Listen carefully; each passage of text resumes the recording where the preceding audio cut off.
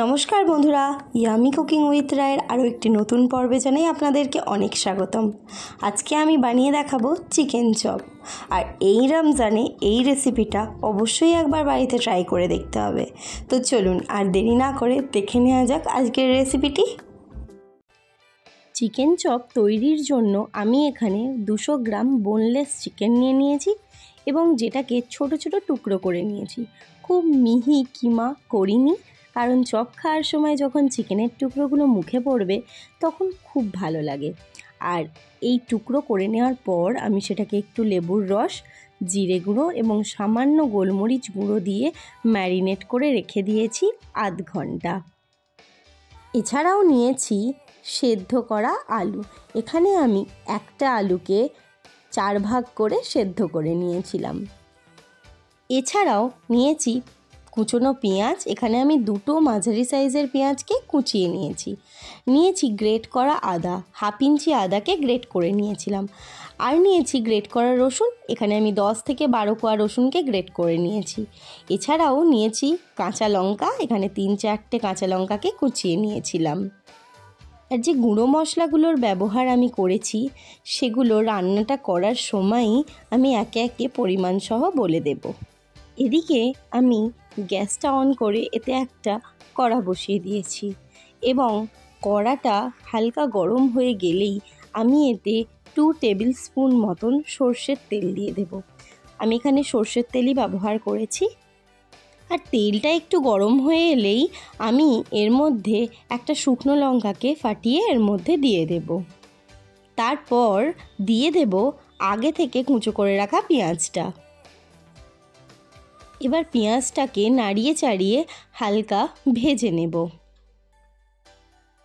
পেঁয়াজটা হালকা ভাজা ভাজা হয়ে এলে আমি এর মধ্যে আগে থেকে গ্রেট করে রাখা রসুনটা দেব এবং রসুনটাকেও আমি পেঁয়াজের সঙ্গে নাড়িয়ে চাড়িয়ে ভালো করে ভেজে নেব, যাতে এর থেকে কাঁচা গন্ধটা চলে যায়। আর এখানে একটা খুবই গুরুত্বপূর্ণ কথা আপনাদের সঙ্গে শেয়ার করে রাখি, যে এই চপ জাতীয় জিনিসে না আপনারা বাটা মশলার চাইতে গ্রেট করে রাখা বা থেঁতো করে রাখা রসুন বা আদা ইউজ করবেন, তাহলে টেস্টটা অনেক বেশি ভালো হয়। আর কথা বলতে বলতে আমার রসুনের সঙ্গে পেঁয়াজটাও ভাজা হয়ে গেছে। এবার আমি গ্রেট করে রাখা আদাটা দিয়ে দেব এবং একইভাবে নেড়ে চেড়ে ভালো করে ভেজে নেব। এই মশলাগুলো আমার ভাজা কমপ্লিট।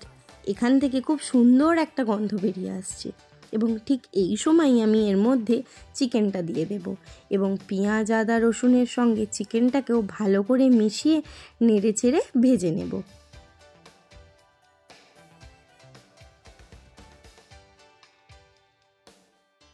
সমস্ত মশলার সঙ্গে চিকেনটাও আমার ভালোভাবে ভাজা কমপ্লিট হয়ে গেছে। দেখতেই পাচ্ছেন কালারটা একদম চেঞ্জ হয়ে গেছে। এই সময় আমি এবার একে একে গুঁড়ো মশলাগুলো অ্যাড করব। প্রথমেই দেব 1/2 টিস্পুন হলুদ গুঁড়ো, তারপরেই দিয়ে দেব পরিমাণ মতন নুন। ঠিক তারপরেই এতে আমি দিয়ে দেব 1/2 টিস্পুনের থেকে একটু বেশি কাশ্মীরি লঙ্কার গুঁড়ো। চাইলে এখানে আপনারা ঝাল লঙ্কার গুঁড়োও দিতে পারেন, কিন্তু আমি যেহেতু পরে এখানে কাঁচা লঙ্কা অ্যাড করব, তাই আমি এখানে কাশ্মীরি লঙ্কা গুঁড়োটাই দিলাম, যাতে কালারটা খুব ভালো আসে। তারপর আমি এখানে দিয়ে দেব 1/2 টিস্পুনের চেয়ে একটু বেশি চিকেন মশলার গুঁড়ো। এতে কিন্তু স্বাদটাও অনেকটা বেশি হবে। এরপর আমি কুচো করে রাখা কাঁচা লঙ্কাগুলো এর মধ্যে অ্যাড করে দেব। এইবার সমস্ত কিছু একসঙ্গে ভালো করে নেড়ে চেড়ে খুব ধীরে ধীরে ভালো করে নেড়ে চেড়ে মিশিয়ে নিতে হবে। সব কিছু ভালো করে মিশিয়ে নেওয়ার পর আমি এতে 1/2 টিস্পুন মতন গোলমরিচ গুঁড়ো অ্যাড করব এবং দিয়ে দেব 1 পিঞ্চ মতন গরম মশলা গুঁড়ো দিয়ে আবারও সমস্ত কিছু ভালো করে আরও একবার মিশিয়ে নেব। মশলার সঙ্গে চিকেনটাকে ভাজতে ভাজতে চিকেনটা 80% মতন কুকড হয়েই গেছে। তাও যেটুকু বাকি আছে সেটুকুর জন্য আমি চিকেনে একটা ঢাকা দিয়ে দেব এবং এটাকে একটু ভাপে হতে দেব। 7 মিনিট ঢেকে ভাপে দিয়ে রাখার পর দেখলাম চিকেনটা একদম রেডি হয়ে গেছে। এরপর আমি এর মধ্যে আগে থেকে সেদ্ধ করে রাখা আলুটাকে স্ম্যাশ করে দিয়ে দেব এবং চিকেনের সঙ্গে আলুটাকে খুব ভালোভাবে মিশিয়ে নেব। আলুটা আমার ভালোভাবে মেশানো কমপ্লিট। এবার লাস্ট এবং ফাইনাল স্টেপে আমি একটা মশলা অ্যাড করব। এখানে আমি একটা ম্যাগির মশলাকে কেটে এর মধ্যে দিয়ে দেব এবং সেটাকে এই সমস্ত কিছুর সঙ্গে ভালো করে মিশিয়ে নেব।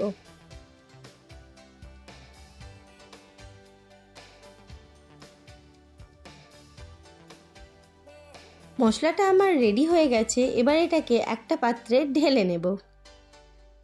পুরটা আমি ডিশে ঢেলে নিয়েছি এবং এটাকে ঠান্ডা হতে দিতে হবে। ঠান্ডা হওয়ার আগেই কোনোভাবেই এটাকে তৈরি করা যাবে না। তাহলে চলুন এটাকে ঠান্ডা করে ফিরে আসি। আধ ঘন্টা ওয়েট করার পর দেখলাম এটা ঠান্ডা হয়ে গেছে। এবার পালা চপটা তৈরি করার। প্রথমেই ব্যাটারটা বানিয়ে নেব। তো তার জন্য আমি একটা বাটিতে 2 টেবিল স্পুন ময়দা নিয়ে নিয়েছি এবং নিয়ে নেব 2 টেবিল স্পুন কর্নফ্লাওয়ার, মানে 2:2 অনুপাতে কর্নফ্লাওয়ার এবং ময়দা নেব। এছাড়াও এর মধ্যে দিয়ে দেব অল্প একটু গোলমরিচ গুঁড়ো, কালারের জন্য দিয়ে দেব অল্প একটু কাশ্মীরি লঙ্কা গুঁড়ো। এছাড়াও এখানে দিয়ে দেব চিকেন মশলা, এটা কিন্তু অপশনাল। আচ্ছা, এছাড়াও দিয়ে দেবো পরিমাণ মতন নুন, দিয়ে অল্প অল্প জল দিয়ে আস্তে আস্তে ব্যাটারটা গুলে নিতে হবে। ব্যাটারটা খুব বেশি পাতলাও হবে না, আবার খুব বেশি মোটাও হবে না। গোলা শেষ হলে আমি দেখিয়ে দেবো এর থিকনেসটা ঠিক কীরকম হবে। ব্যাটারটা গোলা আমার কমপ্লিট হয়ে গেছে। দেখুন ঠিক এই রকম লাগবেন, না ঠিক পাতলা না খুব মোটা। এছাড়াও আরেকটা জিনিস নিয়েছি, যেটা হচ্ছে বিস্কুটের গুঁড়ো।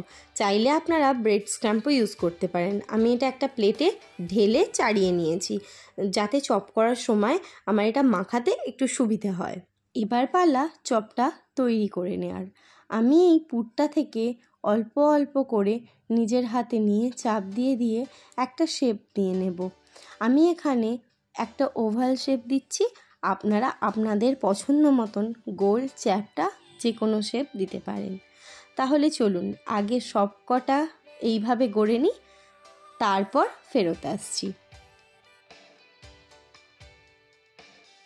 এখানে আমি সব কটা তৈরি করে নিয়েছি। এবার প্রথমেই এই চপগুলোকে এই ব্যাটারটায় ডুবিয়ে দেব এবং ব্যাটারটা যাতে চপের গায়ে ভালো করে লেগে যায় তাই একটা চামচের সাহায্যে এর দুপাশে লাগিয়ে নেব। তারপর এটাকে বিস্কুটের গুঁড়োই দিয়ে দেব এবং বিস্কুটের গুঁড়োটাও এই চপের গায়ে ভালো করে এপাশ ওপাশ লাগিয়ে নেব এবং হাতের সাহায্যে চাপ দিয়ে দিয়ে ভালো করে এটাকে বসিয়ে দেবো। আর এই প্রসেসটা আরও একবার রিপিট করব। একবার ব্যাটারের ডোবাবো এবং ব্যাটারটা ভালো করে লাগিয়ে নেব। লাগানোর পর এটাকে বিস্কুটের গুঁড়োয় দিয়ে বিস্কুটের গুঁড়োটাও এর গায়ে ভালো করে লাগিয়ে নেব। তো চলুন সব কটা চপকেই এইভাবে গড়ে নিয়ে ফিরে আসি। সব কটা চপ আমার গড়া কমপ্লিট হয়ে গেছে। এবার পালা ভাজার। তবে এগুলোকে ভাজার আগে আমি অবশ্যই বলবো, যদি পারেন 10 থেকে 15 মিনিট এটাকে এয়ারটাইট বক্সের মধ্যে রেখে ফ্রিজে রেখে দেবেন। আধ ঘন্টা থেকে 1 ঘন্টা হলে খুবই ভালো হয়, তাহলে এটা ভালোভাবে সেট হয়ে যাবে। তো আমার হাতে যেখানে সময় আছে আমি এটাকে ফ্রিজে রেখে দেব এবং সেট হতে দেব খানিকক্ষণ। আমি 15 মিনিটের জন্য এটাকে সেট হতে দিয়েছিলাম, এটা আমার হয়ে গেছে। এবার পালা এগুলোকে ভাজার। গুলো ভাজার জন্য আমি গ্যাস ওভেনে একটা কড়া বসিয়ে তাতে কিছুটা তেল দিয়ে দিয়েছি। এখানে আমি রিফাইন্ড অয়েল ইউজ করেছি। আর চপগুলো যেহেতু ডিপ ফ্রাইড হবে তাই তেলের পরিমাণটা বেশ অনেকটাই লাগবে।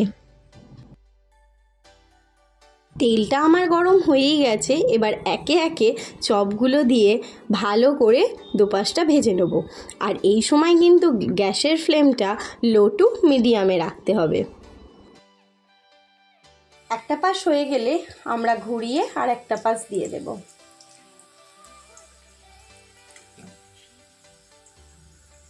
ব্যাস ভাজা আমার রেডি হয়ে গেছে, দেখে বুঝতেই পারছেন কালারটা চলে এসছে।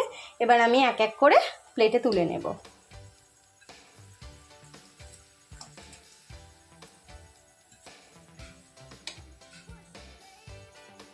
ফাইনালি রেডি হয়ে গেছে আমাদের চিকেন চপ। আমি এটাকে সস এবং কাসুন্দি সহযোগে পরিবেশন করেছি। আমার রেসিপিটি কেমন লাগলো জানাতে ভুলবেন না। আজ তবে এই পর্যন্তই, আবার দেখা হবে নতুন কোনো রেসিপির সঙ্গে। ততক্ষণ পর্যন্ত সবাই সুস্থ থাকবেন, ভালো থাকবেন। আর আমার রেসিপিটি ভালো লাগলে অবশ্যই লাইক আর কমেন্ট করতে একদম ভুলবেন না কিন্তু।